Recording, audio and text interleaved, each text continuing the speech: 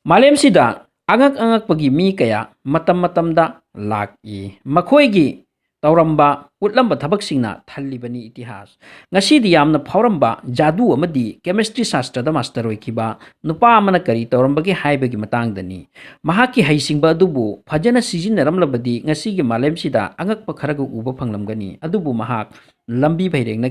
amasung magi mingchat thina malemdagi hanbataki mioi asi ngasidagi juk kaya mangda haujiki Afganistan natraga khorasan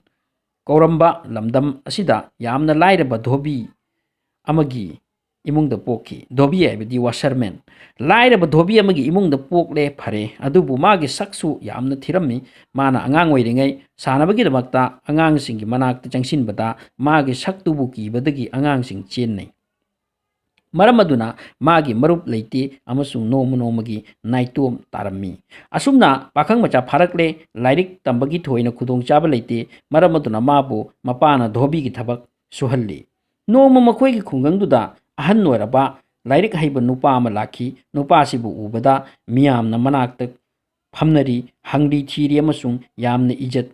piri madu mana urakhi amasung mayum yoraklaga mapada hai aisu lairik tamba chatlani Mana asumna haikibagi maramdi magi mapa amadi mabu mi singna ijat sukpi pibide samajda makoigi value haibasi suklei leite maramasina achakpaga loinana lairik tamba chatlage taksilambani mapana di sugya yade nang dhobi ni dhobi oina sum leiba tabani mapaga maga yamna innai adudagi mabu mapana mayumdagi tanthokre makoigi khungangdudagi yamna laptana Mark kauba city ama leirami maduda ma chatkre angang asigi ming Hasim kawi chahi kaya haukhra batungda mahak khungangduda halakki khundugi mi singna yamna lawai thawai type ki mi oiba maramna lairik la su thoina haite mana halaklaba tungda mi singbu manakta kausilaga angak pa nungai bawari kaya tahalli maduda mi singna hai karamna tawrino sibo mana ngang sakliba sidi angak pagi ngaktani Mangonda but yaubra karino kharana mabu ijat tawi adubu ataina di magi mamal thamde dhobi gum khanbirami Hasimna lairik tamlingai mahakna subject ama thengdarakhi madubu matamduda telismat kawi haujikna chemistry haina khangnari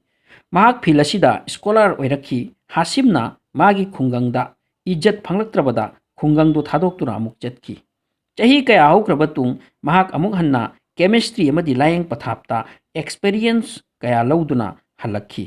pokna pham haibase lakning bajatni halaklaga anaba mising bu layeng bi mayamda gyan lausing tambi madu uraga khungangi mising na hainarami dubi gi macha amana karamna asuk hai singli jano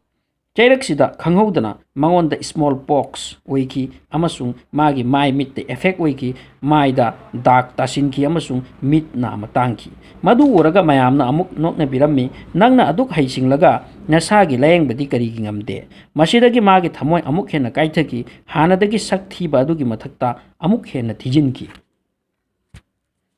Masigi matungdadi mahak mayamdagi lot na hingduna chemistry gi bidya gi matingna experiment kaya chathaki actually mahak dhatu kaya tinsilaga sana sabagi method puthokpa pamlambani aroibada maipakhi mana semjaba sana dugi matingna magi festa mask ama sarami mana khangki yamna chawba mi oiduna su mina di mabu dhobi amagi machadagi hena khangbiraroi madugi matung mioi khara puraga mahak langphai thoki kadai de chatlino haiba khangde adum chatki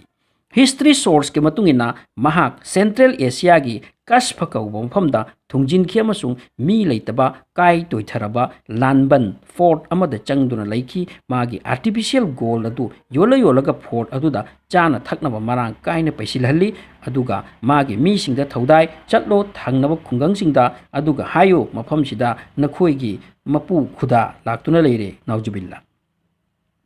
Magi misingna chattuna mayamda wafomasi thammi mayamna madu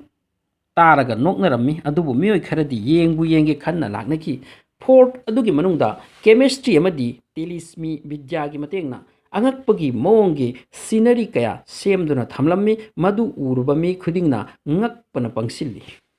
magi kok mathakta koina mangal thokalli mapangi weather sarabasu lanban adugi manungdadi ayingba nungsit ama sidhalli ख्वाइदगी attraction ओइरिबदी लानबन अदुदा लाकपा मी खुदिंगबु चाक पिजै हिंजांग अहावबगा अवा अनंगदा लांथेंगना लैबा मी सिंगी ओइनदी मफम असि मखोइगिगुम थोखरे तसेंगनमकी माबु उरुबा अमदी मागे कोनुंगदुबु उरुबा तुंगददी मीगी वखन ओनरम्मी हाइरिबु नुपासे मतम किबिक माइदा सनागे मास्क उपसिल्ली मरम मदुना माबु इब्ने मकना नत्रगा मस्की मचा हाइन कौखी इब्ने मकनागी वारीना माइकई मरी द सिंदोरकलब तंजादा मतमदुगी अलिमसिंगना मतमदुगी खलीफा महदीदा वफमसि खंगनकी मतमदुदा महदी बनु उमैयागी थबक थौरमदा लुपखिबा मरमना मखोइगी वादुदा नाचुंगलमदे चेरेक्सिदे इब्ने मकनाना मागी मपांगल कंखटनबा यामना कन होटनकी योत पुनसिलहल्ली अदुगा खुजु खलाई सागतहल्ली कस्फा असिगी नाक्ता नक्सप कौबा मफम अमा लैरम्मी अदुगी मफम अदु उवाना यामना हौबना सोंगलम्मी अमसुंग मदुदा थागी मंगाल लैमाइदा यौरक्ति नोंमा मफम असिगी मीसिंगना मागी नाक्ता लाक्लगा हाइरै अखोइगी लमदमदा उवागी मरुमना थागी मंगाल यौसिलक्ते करिगुम्बा नंगना खुदा ओइरबदी अखोइगी दमक था अमा साबियु मसीबु ngamlabadi अखोइना नंगबु खुदानि खल्लगे यारगे मदु यामना चाव थबक ओइरमे अदुबु इब्ने मकनाना चैलेंज असि याखी मसिगी मतुंगदा महाकना एक्सपेरिमेंट द लुक्की मागा मीगा थोइना तिनदे ngangnade नोमा महाकना नक्सपकी चिंगलक्ता चतखी मीसिंगना खंगनै इब्ने मकना चिंथीबनी मयामना असेंगबा खंगलक्लनी कीबदगी चेनक्रे अदुबु खरनी मतुंगदा नक्सपकी चिंगलक्तगी थाम थोरकी अमसुंग मदुगी मंगालना माइल कयादा ngalhankhi